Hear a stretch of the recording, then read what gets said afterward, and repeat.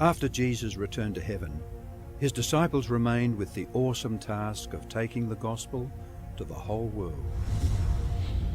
Filled with the Holy Spirit, these men and women proclaimed the message they had received with boldness and power, reaching out to all corners of the then known world. But it was not without great opposition, first from the Jews, then from the Roman state. Many Christians were faithful to the point of death, suffering torture and humiliation from cheering onlookers at the Circus Maximus and Colosseum in Rome and throughout the empire.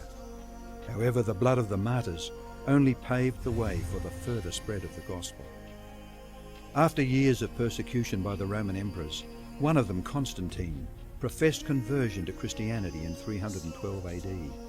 Now Christianity became popular, but it resulted in many pagan practices and symbols entering the church, particularly in Rome. The Bishop of Rome assumed more and more power and authority and began to oppose and oppress all who recognized Jesus alone as the head of the church and who accepted the Bible alone as the supreme authority.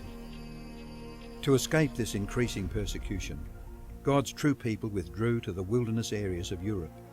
In northern Italy, the Waldenses took refuge in the mountains.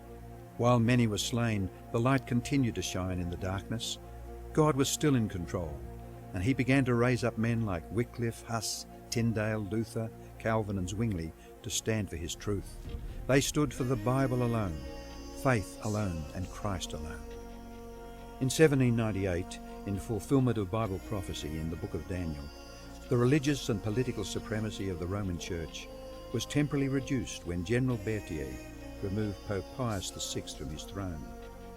Consequently, in the decades that followed, there arose a great awakening of interest in the prophecies of Daniel, and many were convinced Jesus was soon to return. In the United States, the Baptist preacher William Miller was joined by hundreds of other preachers in their expectation of the return of Jesus in 1844. However, when Christ did not return in 1844, further Bible study led a small group to discover that Christ's ministry in the heavenly sanctuary was an explanation for their great disappointment. They discovered that the Bible taught that the seventh day was the Sabbath that Jesus had set aside for his people.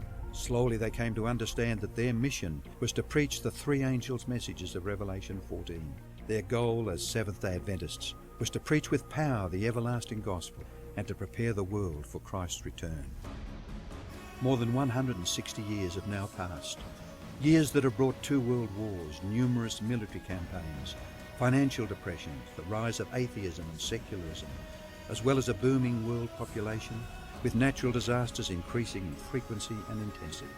Today, the Church's mission and message is more relevant and urgent than ever in its history. Jesus is coming soon, and the world must be warned. Prepare to meet your God.